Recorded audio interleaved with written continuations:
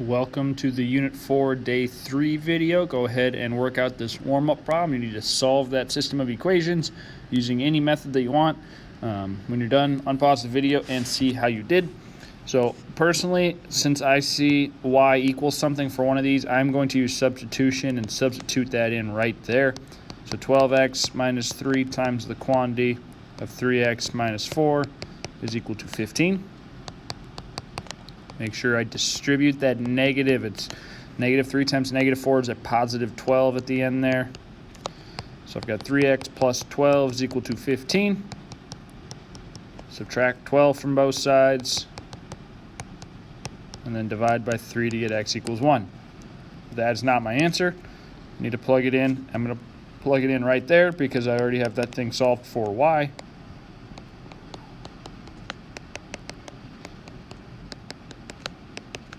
So my answer is 1, negative 1. If you were to have graphed this, your intersection point would have been right there. Okay. This is a positive slope. That one would have been a negative slope that would have crossed at that point. Okay, so down 1, 2, 3, 4, and then up 3, right 1, up 3, right 1. We would have had, that's the y equals 3x minus 4. If I were to have done this top one, I'll do that one in blue. Okay, I'm going to quick rewrite that as y is equal to, it's actually a positive value. I misspoke earlier. That's going to be a 4x plus 5. Okay, I got that. Subtract 12x, you get minus 12x, divide by negative 3. So if I'm at plus 5, 1, 2, this should be minus 5 actually. Positive 15 divided by negative. So down 5 is there. Up 4, right 1. Up 1, 2, 3, 4, right 1. It's very, very close to the red line. Makes it a little bit harder to see where they exactly intersect at. All right, so today we're going to be doing more solving of equations by substitution, but they're going to be a little bit harder now. So these are both written with x and y on the same side. I'm going to go through some of these examples two different ways to show you that it doesn't really make a difference which one you choose. Okay, it comes down to a choice. So for all of these, I need to solve for a variable. The thing I always look for is, do I have an isolated variable? And in this case, I have one in each of them. And that's the one that I solve for first. Now, if I've got two of them, I pick whichever one I want. I'm going to start with this one. The reason I'm choosing this one is because when I add 2x to both sides, everything's positive. If everything's positive, my life gets way easier. Now, I need to plug this value in for y, but since I used that top equation, I have to plug it into the bottom equation. If you plug it into this top equation, you're not doing anything. You're just going to get a true statement that says all real solutions. It's not always going to be all real solutions. So now I have 3x plus, oops, I wrote a y for some reason. So 3x plus 2x plus 4 is equal to 9. So 5x plus 4 equals 9. So x equals 1. Now, I'm not done. I need to plug it back in. You can plug it into either equation. It does not matter. But I'm going to plug it in to this equation this time. The reason I'm going to plug it into that one is because there's no negatives. Got y is equal to 6. Okay, I put a box around that. I should not have. I should have put a box around the order pair 1, 6. Now, if I double check my answer, I should see that it works. So plug in 1 to that top one. I get a negative 2 plus 6. That's 4. That's 3 plus 6 is 9. So that works. Now this next one, I'm going to redo it on this side, but solve for y in the bottom equation instead. To start off with, subtract 3x from both sides. Okay, so now I've got negative 2x plus negative 3x plus 9 is equal to 4.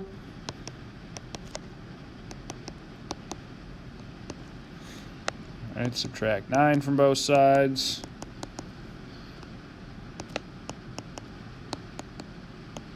And then I've got x equals 1 again. Now, instead of plugging it into the bottom, like I did previously, I'll plug it back into this top just to be more complicated.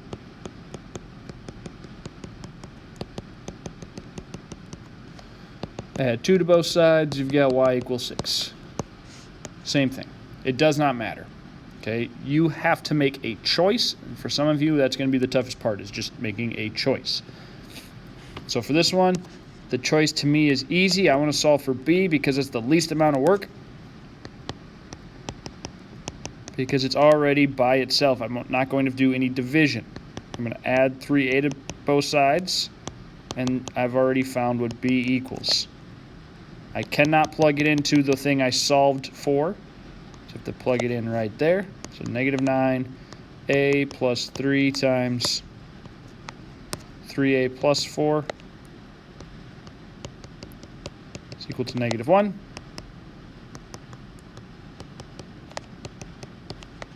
So I've got 4 is equal to negative 1. If you're able to say 4 is equal to negative 1, okay, that's not a true statement whatsoever. And if it's not a true statement, then you are able to be done and say, oops, it shouldn't have been a 4, should have been a 12. I'm over here talking about things that can't happen. I make a mistake when I distributed. But this is still not a true statement. So I'm going to say there is no solution.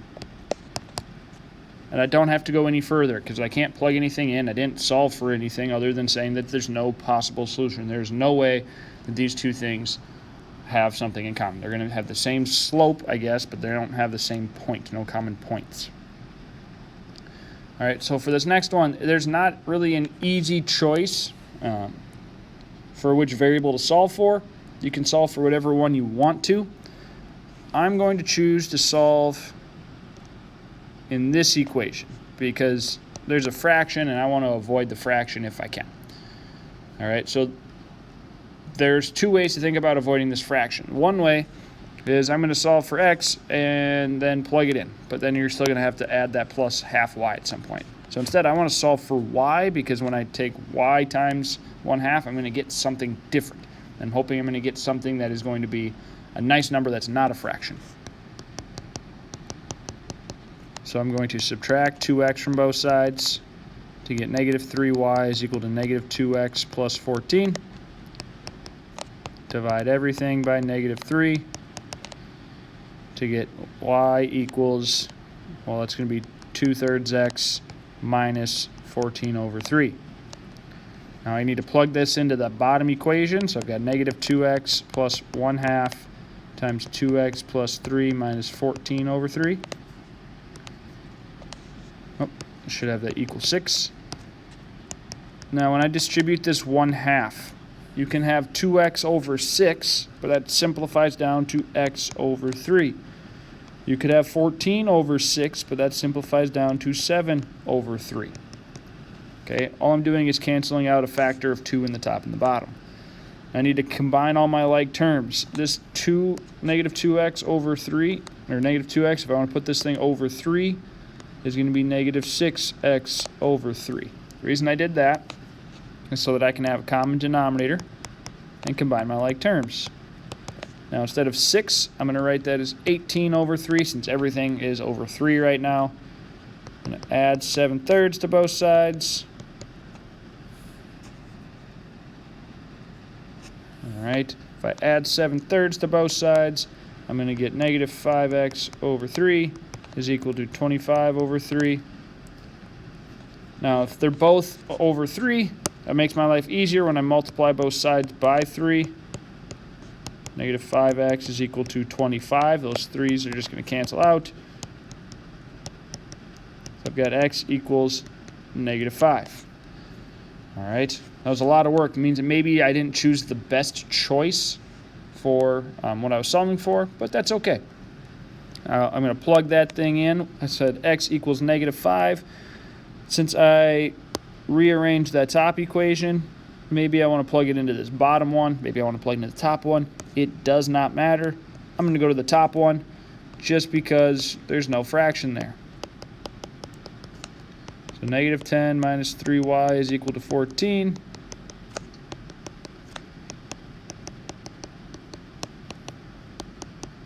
So y is equal to negative 8. So my answer is negative 5 and negative 8. Now, like I said, I have choices that I can make. If I would have solved this bottom equation for y first, I would have completely gotten rid of all of these fractions I had to deal with. But I would have had to deal with a fraction at the beginning. So I feel like I have a reputation, if you ask enough people who've been in my classes before, that I love fractions and hate decimals. Sometimes you just got to realize that you're going to have to deal with fractions. Sometimes it's easier if you just do it right away, then at the end, makes your life a little bit easier later on if you just do it all at the beginning. But that being said, 100% it's your choice. You solve one of those two equations for one of the variables. Does not matter which one. So you get y is equal to something with x plus something, or x is equal to something with y plus something. And then you plug it into the other equation. So for this one, we definitely are going to have fractions. Okay, there's fractions everywhere. I have a single x right there. Anytime I have a single variable, that's the one I'm solving for. Almost without exception. Just going to add 3y to both sides.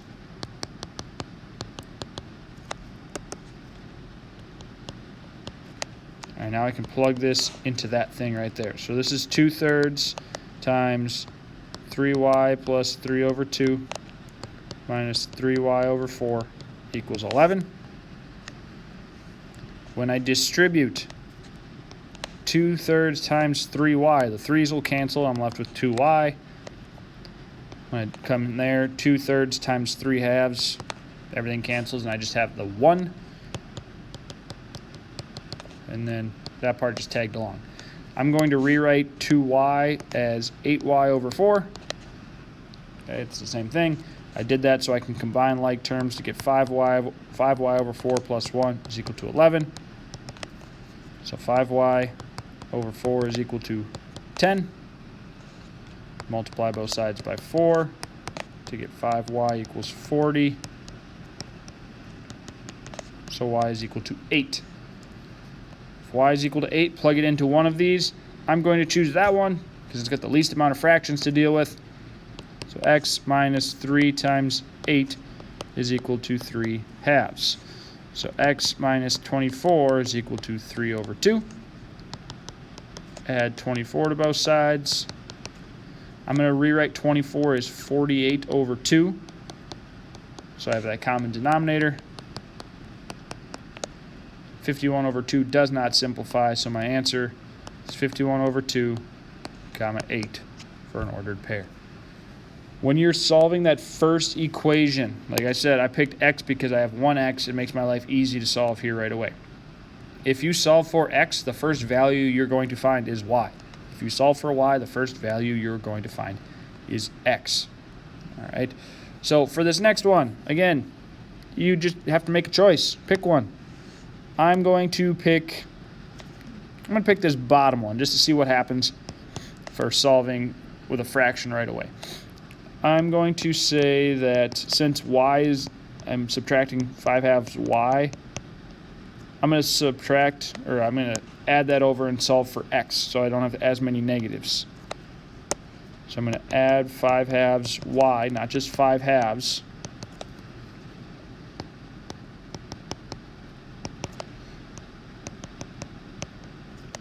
Now I'm going to multiply both sides by 3 to get 2x is equal to, when I distribute that 3, I've got 15y over 2 minus 24. Divide everything by 2. So that gives me x is equal, when I divide by 2, a fraction divided by 2, that's just like multiplying by 1/2. So I've got 15y over 4 minus 12. I need to plug this thing in. I solved for x. I'm going to plug it in right there. So 2 times 15y over 4 minus 12 minus 5y equals negative 14. Distribute. I could say 30y over 4, but that's just 15y over 2 minus 24 minus 5y equals negative 14. double checking that that was the right numbers. I'm going to rewrite minus 5y since I have fractions of over 2. I'm going to rewrite that as minus 10y over 2 so that I can combine my like terms to get 5y over 2 minus 24 equals negative 14.